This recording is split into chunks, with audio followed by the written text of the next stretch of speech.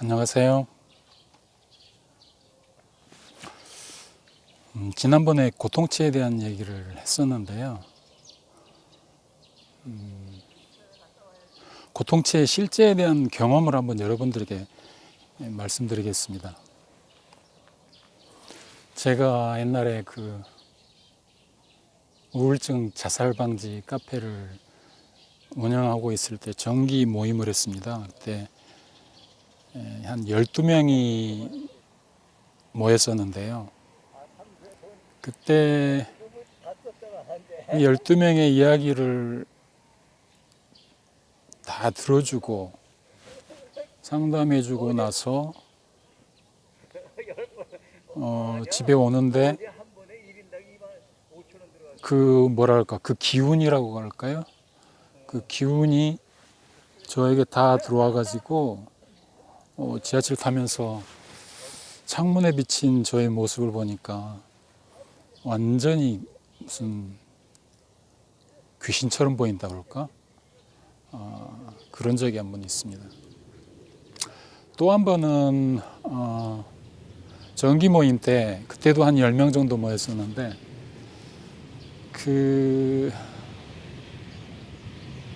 모임의 그 리더에게 뭔가 앉아서 듣는 자세가 아니고 옆에 있는 분들하고 계속 사적인 대화를 하니까 이게 모임이 진행이 안 돼서 좀 조용히 좀 해달라고 그랬더니 막 성질 내면서 좀 다툼이 생겼어요.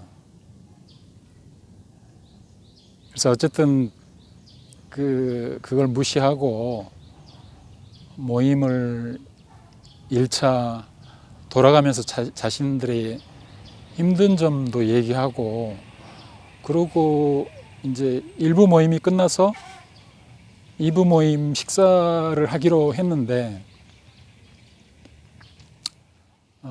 그때 1부 모임 그러니까 돌아가면서 얘기하고 그럴 때 약간 그 다툼이 생긴 그 후에 갑자기 제 왼쪽 심장이 막 쪼여오는 걸 느꼈어요. 그래서 막 가슴을 막 쳤죠. 가슴을 좀 치니까 좀 낫는 것 같기도 하고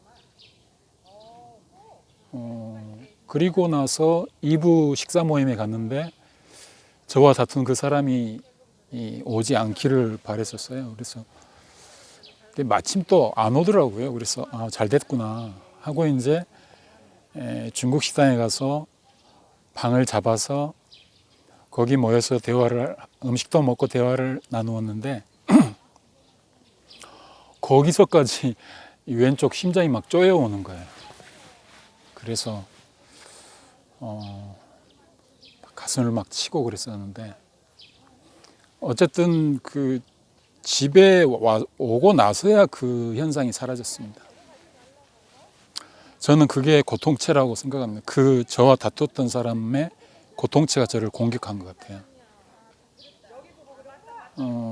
삶으로 다시 떠오르기 책을 보면 그 에크하르트 톨레가 자신이 상담해준 여자에게서 나온 고통체가 에크하르트 톨레를 따라왔어요. 계속 식당에 가서 밥을 먹으러 식당을 갔는데 식당까지 고통체가 쫓아온 거예요.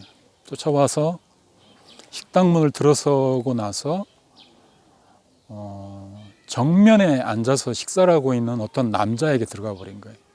그 남자는 휠체어에 앉아서 식사를 하고 있었는데 그 남자의 고통체가 들어간 후에 갑자기 그 남자가 음식 맛이 왜 이러느냐면서 막 화를 내면서 종업원에게 막 불평하고 거기서 막 싸움이 막 일어났습니다.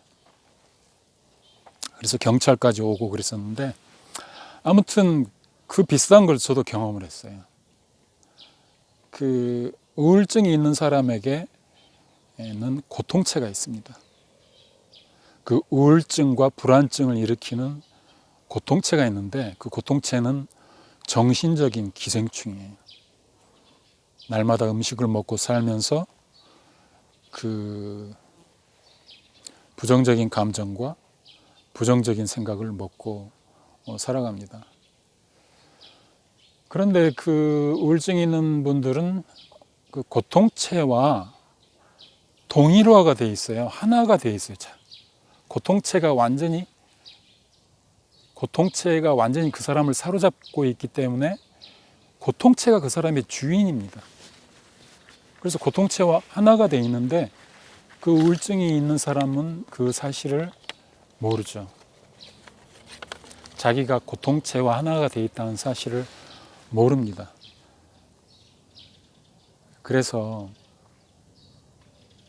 그걸 인식하는 게 굉장히 중요합니다. 내 안에 고통체가 있다는 것을 인식하는 게 굉장히 중요한데요.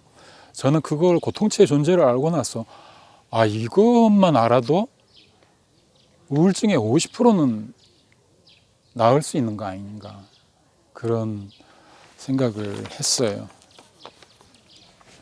항상 여러분은 여러분의 존재에 대해서 항상 두 가지로 나누셔야 돼요. 하나는 거짓자, 에고인, 거짓자와 순수 존재인 참자로 항상 둘로 나눠야 됩니다. 그리고 에고 속에 들어있는, 그 마음 속에 들어있는 고통체의 존재에 대해서도 항상 인식을 하고 그거에 대비를 해야 돼요. 언제 나에게 부정적인 생각을 넣어주고 부정적인 감정을 넣어줄 줄 모릅니다. 여러분들은 하루를 지내면서 많은 생각을 할 것입니다. 아침에 눈을 뜨고 나서 밤에 잠자기 전까지 많은 생각을 하게 될 거예요. 그런데 그 하루 종일 하는 그 생각 중에서 정말 여러분이 필요해서 하는 생각과 그냥 가만히 있는데도 자동으로 떠오르는 생각, 필요로 해서 내가 하는 생각과 그 자동으로 떠오르는 그 생각의 퍼센테이지가 몇 퍼센트라고 생각하십니까? 제가 상담을 하면서 그런 것들을 많이 물어보면은요, 우울증이 좀 심한 분들은 정말 자기가 필요해서 자기가 하는 생각은 뭐 10에서 20%밖에 안 되더라고요. 나머지 80% 생각은 계속 자동으로 떠오르는 생각이죠.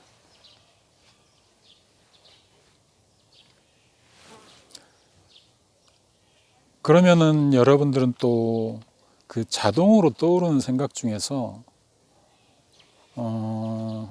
긍정적인 생각은 몇 퍼센트고 부정적인 생각은 몇 퍼센트입니까? 그것도 제가 상담하면서 물어보면은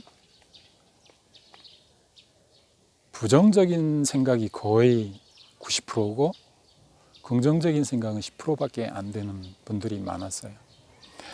그 중에서도 긍정적인 생각을 제일 많이 하신 분들은 50% 정도 긍정적인 생각을 했어요. 나머지 50%는 부정적인 생각이죠. 고통체는 날마다 먹이를 먹고 살아가는 생명체이기 때문에 자기가 음식을 먹기 위해서 계속 자기 숙주에게 부정적인 생각을 넣어줍니다. 그 고통체가 넣어주는 생각들이 바로 자동으로 떠오르는 생각들이에요.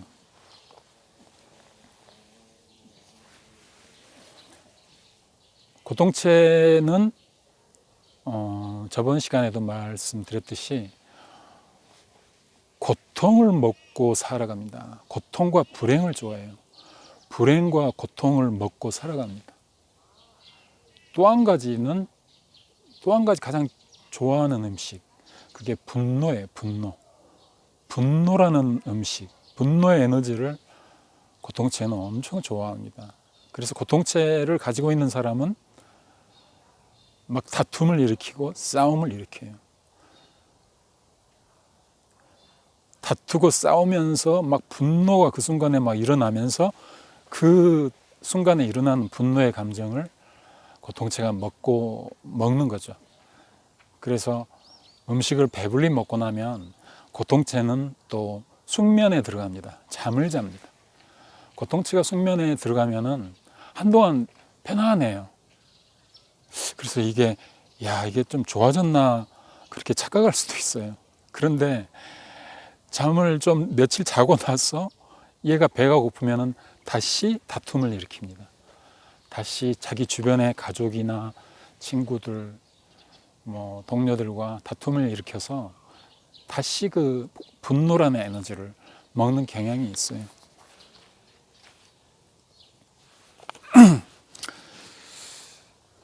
우리가 학창 시절에 그 철학 공부를 하면서 여러분들 누구나 다 그것을 들어봤을 겁니다. 프랑스의 철학자 데카르트가 이런 말을 했어요. 나는 생각한다, 고로 존재한다. 우리는 데카르트라는 그 철학자가 굉장히 유명하기 때문에 그게 그냥 진리인 양 우리는 받아들이고 살았어요. 그런데 지난 시간에 말씀드렸듯이 마음이나 생각은 내가 아닙니다. 그래서 나는 생각한다, 고로 존재한다. 데카르트 말처럼 나는 생각하고 그래서 고로 존재한다면 생각이 나라고 할 수가 있죠. 그런데 생각이 내가 아니거든요. 그래서 그 데카르트가 말한 명제는 잘못된 명제입니다. 데카르트라는 철학자가 죽고 나서 한 300년이 흐르고 나서 프랑스의 그 사르트르라는 철학자가 또 나왔습니다. 그 사르트르는 무슨 얘기를 했냐면요. 나는 존재한다고 말하는 그 의식은 생각을 하는 그 의식이 아니다라고 말했어요. 그러니까 내가 존재한다고 하는 그 의식은 생각하는 의식이 아니라는 거죠. 존재를 느끼는 의식과 생각을 하는 의식이 서로 다르다는 것입니다. 그 사르트르가 말한 그 말이 맞습니다. 그래서 생각은 거짓자고요. 참자는 존재의식입니다. 존재의식. 순수한 있음이죠. 그래서 나는 생각한다, 고로 존재한다는 말을 고쳐야 됩니다. 나는 존재한다, 고로 생각한다. 순서를 바뀌어야 돼. 존재가 먼저이고 생각은 그 다음입니다.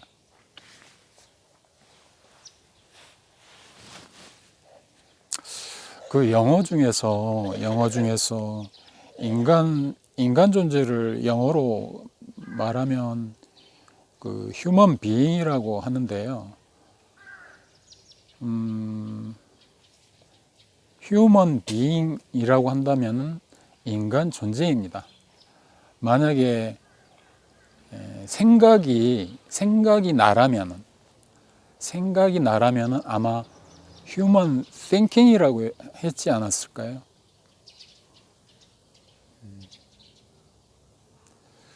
그 영어 문자나 중국의 한자 같은 거를 가만히 보면은 그 단어 하나하나에 진리가 들어있는 것 같더라고요. 그래서 휴먼 비잉이라고 그렇게 표현한 것은 인간은 존재라는 거예요. 존재, 비잉. 존재이지 thinking, 생각하는 게 아니에요. 존재입니다.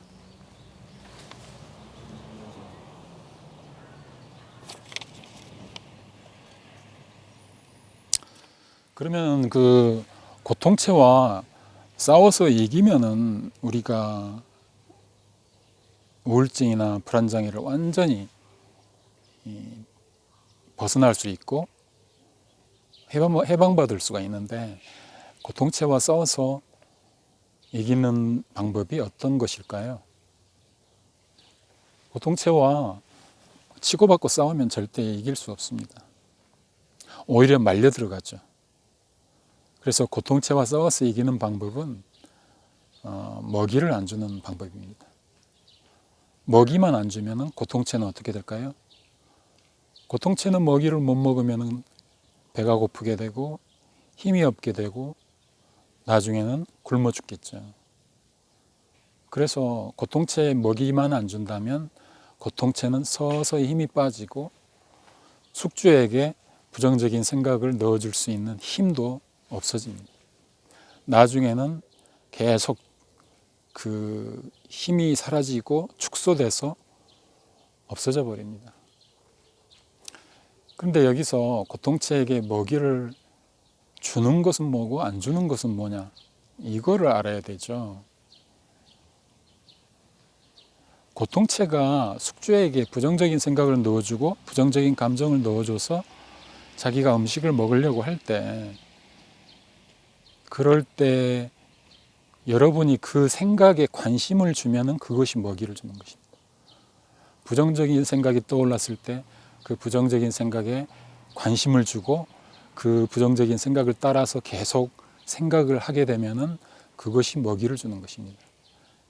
그래서 부정적인 생각이 떠올랐을 때 먹이를 안 주려면은 무관심해야 됩니다. 관심을 안 줘야 됩니다. 그럼 관심을 안 주는 게 뭔가? 피부에 와닿지가 않아요. 어떻게 해야 관심을 안 주는 건가?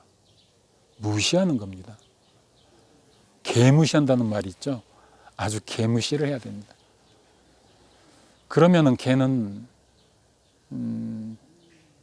먹이를 못 먹게 되는 거죠. 부정적인 생각이나 감정이 떠올랐을 때 여러분들은 불안하고 초조하고 그럴 때 정신적으로 좀 고통스러울 거예요. 그렇지만 그 고통을 잠시 감내하면서 무시를 해보세요. 개무시를 해보세요. 계속 무시하고 다른 생각을 하는 게 좋습니다. 다른 좋은 생각, 내가 원하는 소원, 그런 생각을 해보십시오. 그러면은 일단 고통체는 먹이를 못 먹게 됩니다. 그러면은 개는 점점 힘이 빠져서 더 이상 부정적인 생각을 넣어줄 힘도 없어지게 돼요. 그러면 사라지는 겁니다.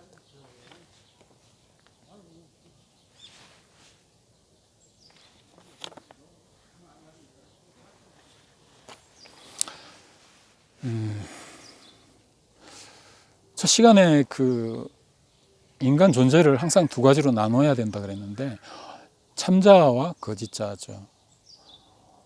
거짓자는 마음이나 생각, 에고입니다. 또 그 마음이나 생각, 그 에고 속에 고통체가 들어 있습니다. 근데 여러분이 만약에 그 거짓자로 살지 않고 순수 존재, 순수 의식으로 산다면 어떻게 될까요? 순수한 있음으로 산다면 어떻게 될까요? 순수한 있음은 순수한 존재인데 생각 없이 깨어있는 상태, 순수 의식입니다.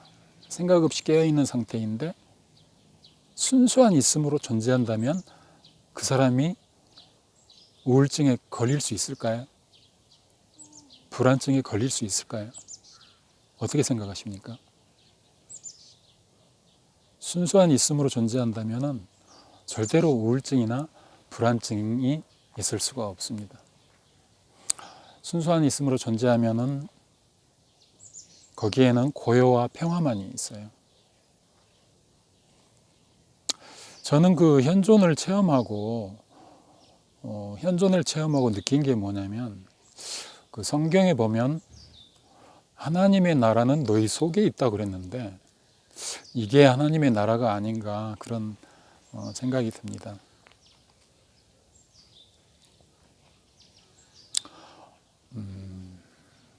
여기까지 하고 다음 또 동영상에서 여러분들을 만나 뵙겠습니다. 감사합니다.